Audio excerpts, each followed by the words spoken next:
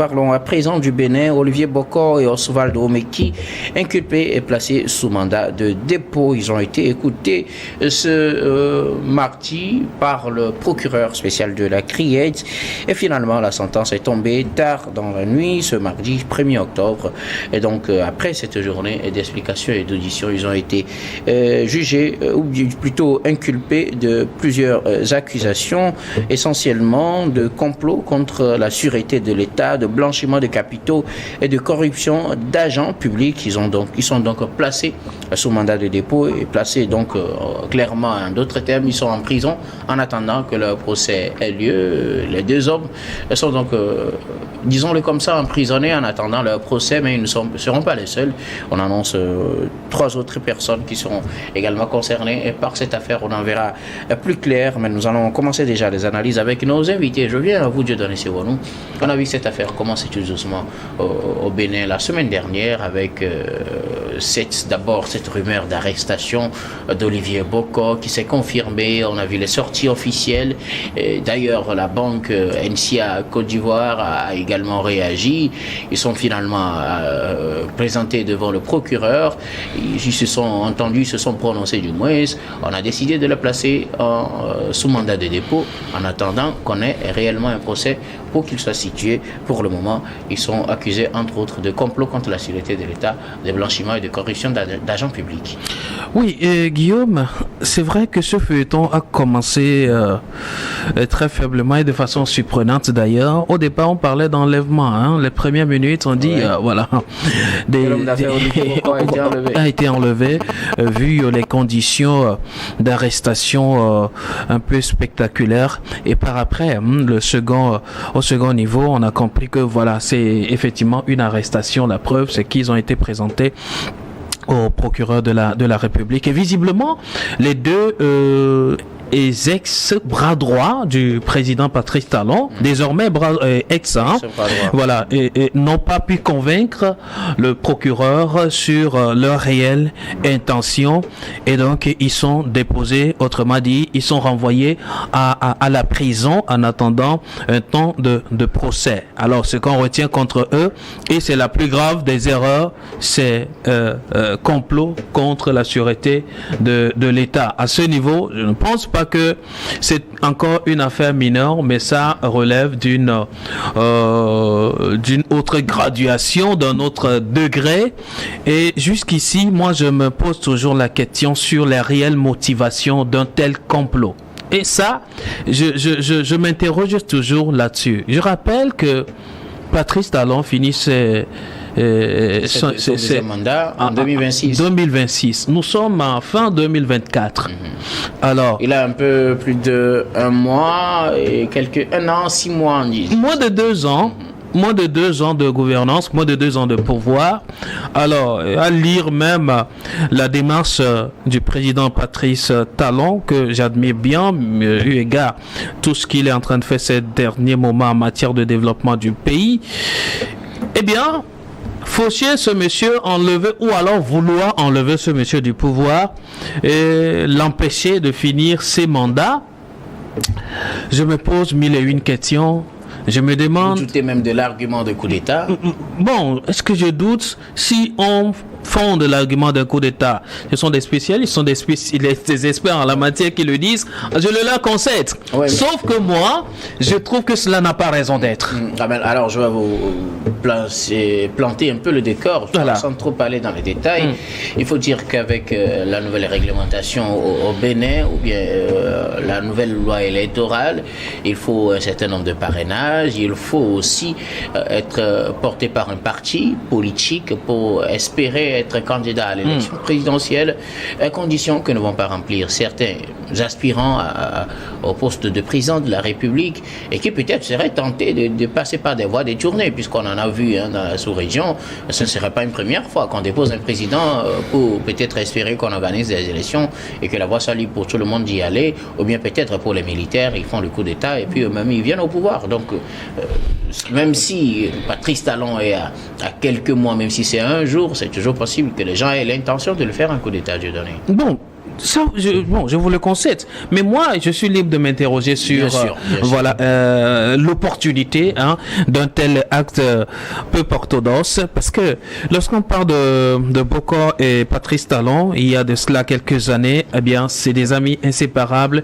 Et d'aucuns vont même jusqu'à dire c'est le bras droit du président. Et donc, c'est l'homme à tout faire. C'est un puissant aux côtés du président Patrice Talon. N'oubliez pas, ils ont un point commun, c'est que les deux sont des hommes d'affaires.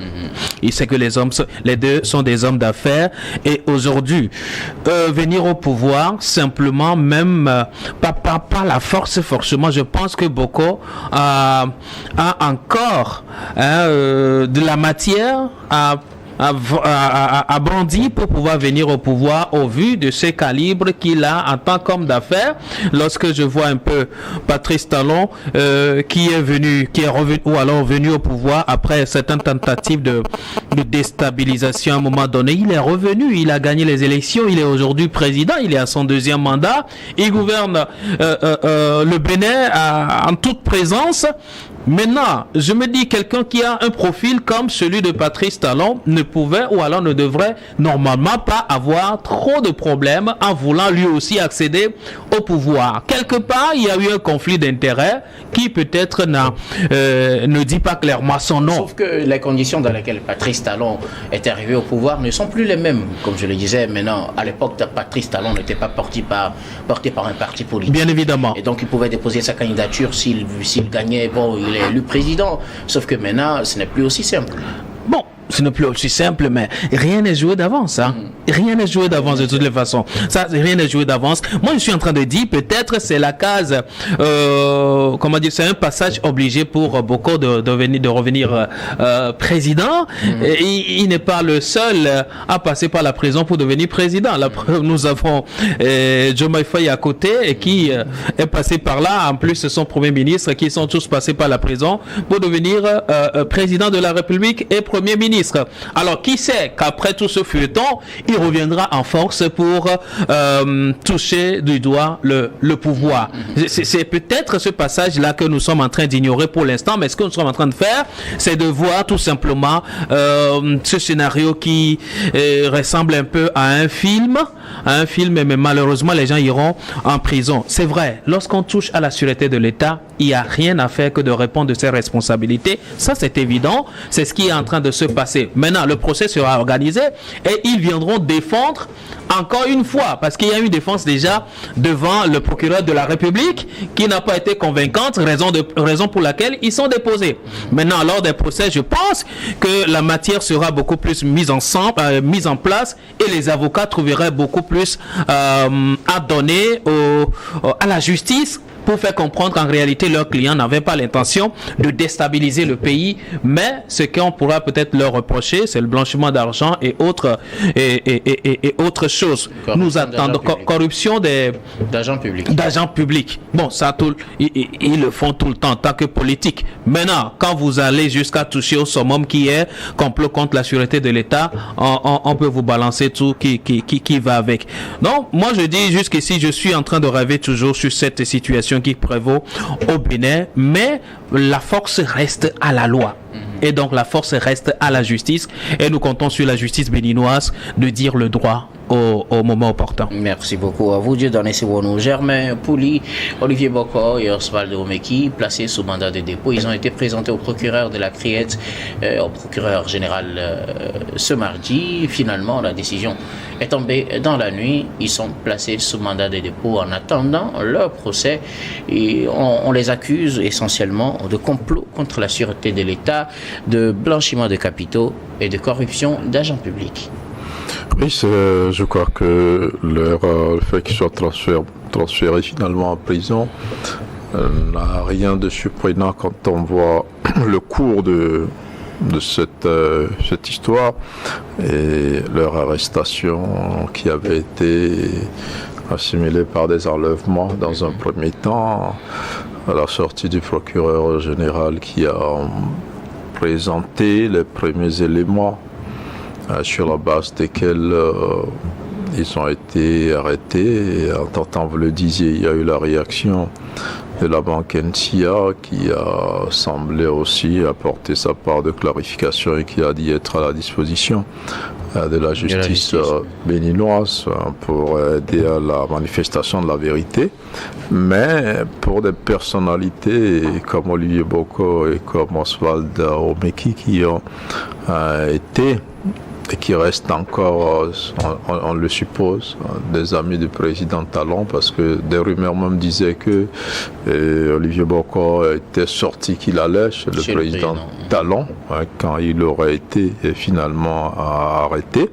Donc c'est dire que ce sont des personnalités qui sont proches du président malgré les quelques désaccords, malgré l'ambition affichée par Olivier Boko déjà de vouloir être candidat à la présidentielle en 2026 en lançant son mouvement OB26 où il tentait déjà de mobiliser les Béninois à sa cause pour succéder à Patrice Talon.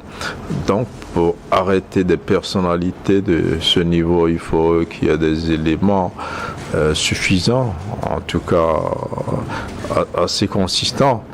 Maintenant, il y a des éléments qui ont été présentés avant donc leur passage devant la criette qui a finalement décidé de la déposer. Certains ont contesté, d'autres estiment que le coup d'État est réel. Et donc en matière de coup d'État, vous savez que c'est l'infraction la plus facile que plusieurs pouvoirs utilisent pour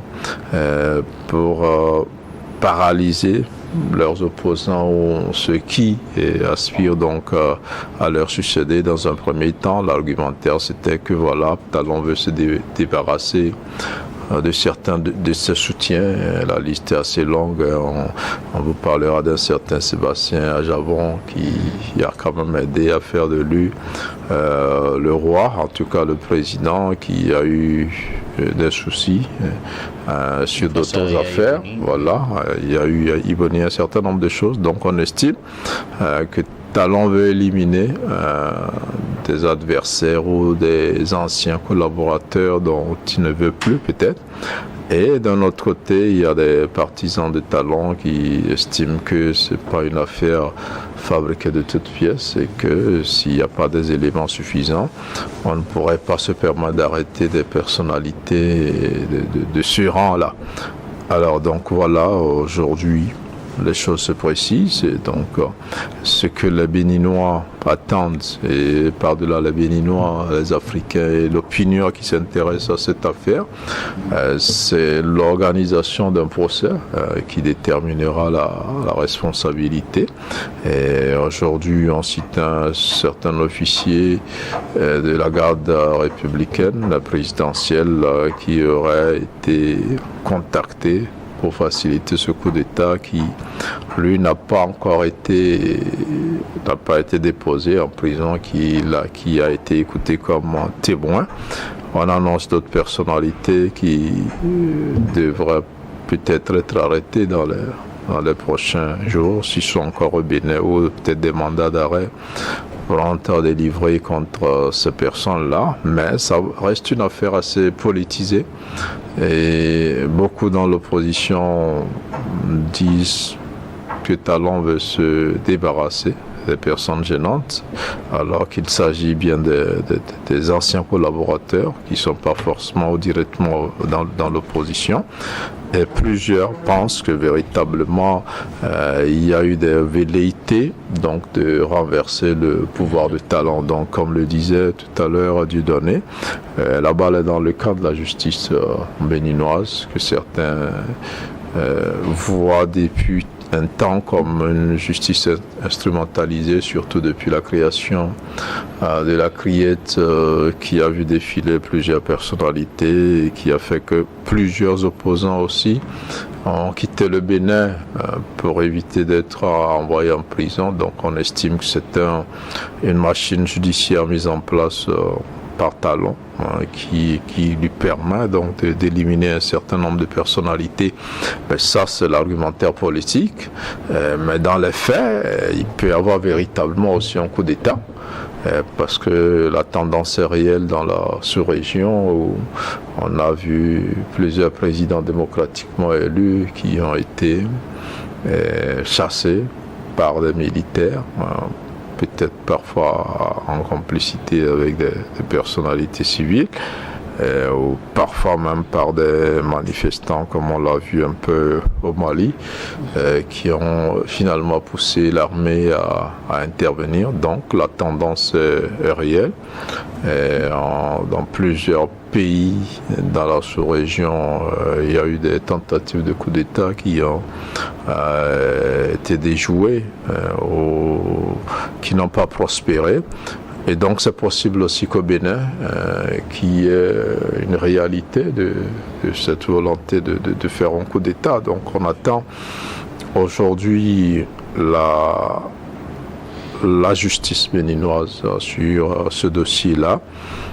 Espérons qu'elle dispose d'assez d'éléments pour aller rapidement à un procès avant l'échéance de 2026 pour que s'il y a des innocents dans cette affaire qui ont des ambitions, qu'ils puissent retrouver leur liberté et aller à cette grande compétition, parce que aujourd'hui c'est l'élection de 2026 qui est en ligne de mire, mais après la justice aussi pourra aller tout simplement à son rythme et essayer de rassembler tous les éléments qu'il faut pour qu'il y ait une manifestation réelle de la vérité. Donc on attend de voir et on espère que la justice béninoise sera à la hauteur de toutes ces attentes-là. Alors, Dieu donne sur nous pour ce procès, espérez-vous, ou bien pensez-vous que toute la vérité sera dite et que s'il y a responsabilité, que ces responsabilités soient connues et qu'aussi il y avait aussi des innocents qui soient libérés pour que tout le monde puisse avoir accès aux mêmes chances pour le compte de cette élection présidentielle qui se profile à l'horizon au Bénin? Bien évidemment. C'est le but d'ailleurs. C'est le but, c'est l'objectif d'un procès. Ce n'est pas de cacher la vérité, mais plutôt révéler la vérité si on s'en tient à la bonne foi des autorités béninoises. Et donc, la justice n'est pas là pour défendre un intérêt quelconque, mais plutôt défendre l'intérêt de la vérité. Donc je crois que c'est pour cela que la justice, elle est là, d'où nous en appelons tout le temps à la neutralité des juridictions ou alors des justices africaines, malgré que la plupart d'elles sont inféodées et donc sont instrumentalisées par les pouvoirs en place, alors que cette justice devait être libre, indépendante et dire le droit.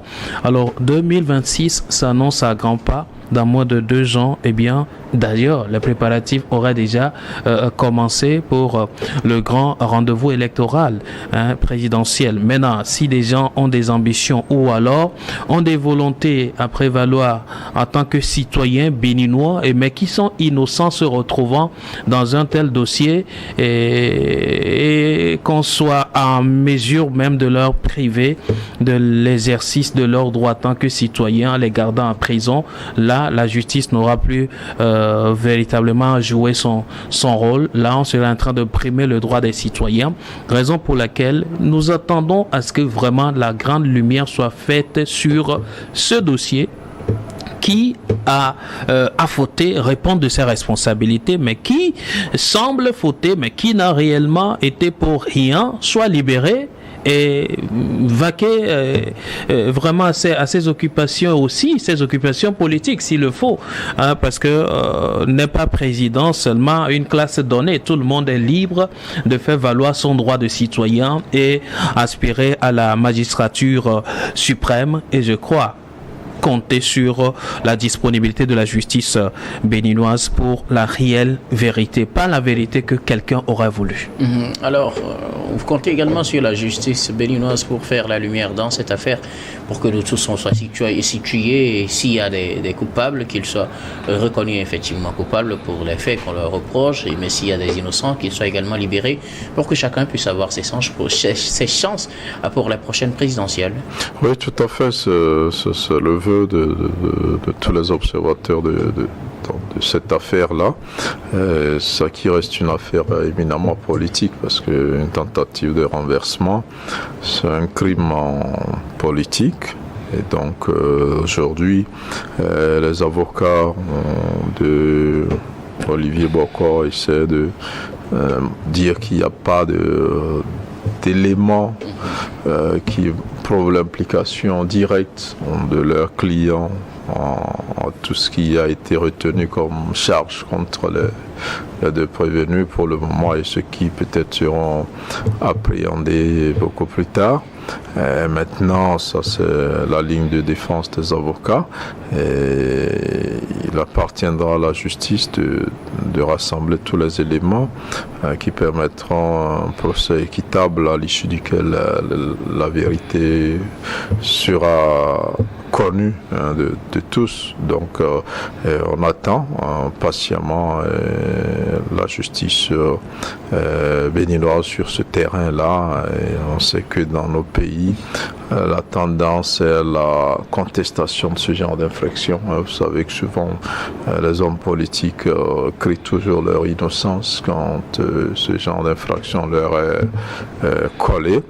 Et aujourd'hui, il y a quelques débuts de preuves qui ont été brandis. On a vu des sommes d'argent dans certains domiciles et tout cela. Et c'est pour cela, quand vous allez voir les faits qui sont reprochés, il y a eu plusieurs qualifications donc de ces faits. On a écouté des témoins qui ont été cités comme ayant été corrompus ou qu'il y a eu des tentatives de corruption à leur endroit pour pouvoir renverser le régime. Donc on n'a pas eu trop d'éléments sur l'audition en réalité qui a eu lieu et qui, à l'issue de laquelle Olivier Bokor et Oswald, mais qui ont été finalement déposés en prison, mais les populations ont envie de savoir, les partisans ont envie de savoir, surtout que du côté d'Olivier Bokor, il y a une organisation, comme je le disais, qui avait été mise en place pour soutenir sa candidature. Donc c'est dire qu'aujourd'hui, c'est l'après-talon qui se prépare, surtout qu'il n'est plus autorisé à compétir, surtout qu'il a affirmé par le passé qu'il n'était pas candidat pour un troisième mandat, surtout que la loi ne l'y autorise pas, mais on lui prête toujours les intentions de vouloir toujours trouver un moyen pour rester. On lui reproche aussi le fait qu'il ne désigne pas un successeur. Donc, ce qui fait que très rapidement, certains pensent que Olivier Bokor est dans son viseur, et à partir du moment où il se déclare ouvertement en tant que partisan et ami de Talon qu'il veut lui succéder, mais en même temps, comme on le disait tantôt, les coups d'État aussi sont une réalité dans notre sous-région. On ne saurait pas dire aujourd'hui qu'il s'agit d'une cabale politique montée au judiciaire, montée contre les deux prévenus. Ça peut aussi réellement être un coup d'État, et donc la justice béninoise est très attendue. On espère qu'elle disposera d'éléments assez suffisants pour déterminer la culpabilité des deux accusés ou de l'un d'entre eux. Et au cas où il n'y a pas ces éléments-là, il faut que très rapidement ces personnes arrêtées soient libérées pour qu'elles puissent déjà aller s'occuper de leur famille et pourquoi pas s'occuper de leurs activités économique et politique, pourquoi pas préparer comme il se doit l'échéance 2026 qui est une échéance très attendue au Bénin. Alors, Dieudonné, vous l'évoquiez tout à l'heure, le président Patrice Talon est en fin de deuxième mandat. Normalement, il ne se présente plus, il a dit à plusieurs reprises qu'il ne sera plus candidat pour un troisième mandat. D'ailleurs, il ne pourra pas changer la Constitution selon ses propres dires. Il ne va pas le faire. Mais est-ce qu'une telle situation peut avoir un impact sur ce procès? Qu'on se dise, bon, il est dans ses derniers moments, donc autant peut-être trouver une issue pour que tout le monde puisse avoir les chances de participer à ces élections, ou plutôt qu'on dise, bon, malgré tout, il est toujours président puisque le procès va se tenir avant avant quand même, sûrement avant la période électorale, ou du moins ça va le jour de l'élection. Donc est-ce que sa présence ou le fait qu'il soit en fin de mandat pourra avoir un impact sur ce procès? Bon, en fait, c'est un peu l'analyse qu'on serait en train de faire. Hein. Est-ce que, bon, vous et moi, nous disons que le procès pourrait avoir lieu avant les élections, encore que cela soit évident. On a vu des gens arrêtés et puis qui ont passé même 2 ans, 3 ans derrière les faits avant qu'on organise leur procès. Alors, si c'est après 2 ans, si c'est après un temps fou, alors là, les élections seraient passées, ils ne seraient pas jugés. Alors, donc, est-ce que sa présence au pouvoir pourrait agir ou non? Je pense que celui à qui on voulait faire le coup d'État, selon les dires officiels, c'est à Patrice Talon. Oui. Et donc, l'idéal serait que ce soit sous son règne que ce procès ait vraiment lieu pour élucider toute la situation. Mais les garder là jusqu'aux élections et après faire la procédure d'un procès serait pour la plupart de ceux qui trouvent une manière de les garder hors jeu, serait une manière de leur donner raison. Et donc, je me dis, sa présence ou alors, oui, son mandat au cours duquel ce procès devrait avoir lieu sera aussi une pesanteur assez importante et devra jouer énormément parce que c'est la parole du président contre des citoyens, entre guillemets, des présumés complotistes contre la sûreté de l'État aujourd'hui. Alors, c'est la présidence qui trouve qu'ils sont en train de comploter des choses et la justice est entrée en jeu. Donc, la justice est la seule arbitre aujourd'hui à situer la véritable responsabilité. Mais ce serait sous qui? Ce ne serait pas sous le prochain président. En tout cas, l'idéal serait cela. Ce ne serait pas sous un prochain président. Si tant est que, réellement, ils ont une ambition présidentielle, alors il faut qu'ils soient jugés dans le temps, situer les responsabilités et laisser ceux qui seront entachés, ou bien il y a des gens toujours qui sont des éclaboussés des situations. Alors s'il y a ces éclaboussés de la situation, qu'on les laisse aussi aller jouir de leurs droits civiques, même s'ils veulent être aussi candidats. Je pense que Patrice Talon, souvent dans ses discours, n'a jamais été ouvert et explicite sur un éventuel dauphin qu'il aurait mis en place. La question lui a été posée de façon très précise, oui. Mais Patrice Talon n'a pas été très explicite là-dessus. Il dit n'avoir jamais mis quelqu'un en place, que le pouvoir n'est pas du copinage. En tout cas, c'est ce que cela sous-entend, la position de Patrice Talon, que lui ne serait pas en train de préparer le pouvoir pour un ami ou alors pour un frère. Non, c'est le peuple béninois qui décidera de celui qui devra le gouverner, de celui qui devra le diriger. Donc jusqu'ici, Patrice Talon n'a montré personne qui serait en train de préparer. Maintenant, si l'affaire de coup d'État est sur le tapis aujourd'hui, ce serait sous sa gouvernance, sous son mandat que cela doit être traité et mené au clair. Merci.